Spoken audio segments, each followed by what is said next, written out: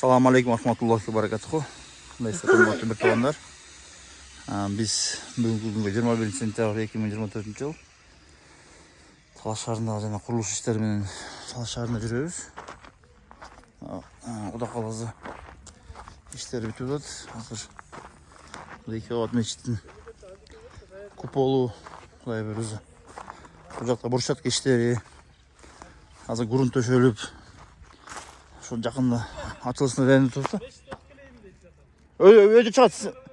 Sen центрге барал, Алиф жака барал. Кудай кааласа эме кылалы.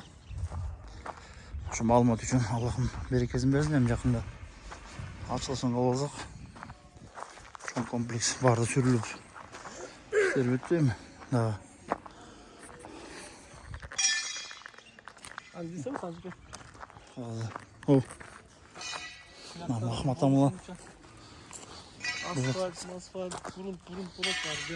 Башка тема олат. Жашылдан бери билбейм. Мына калкайын, жашылдан бери. Ал койду. Пашарлаш эмес да, мектеп. Сон. Жашына кайгы жашылдан бери иштеп жатам баары. Ана могу территорияны мекте бөлүп коюшу дейм буларды.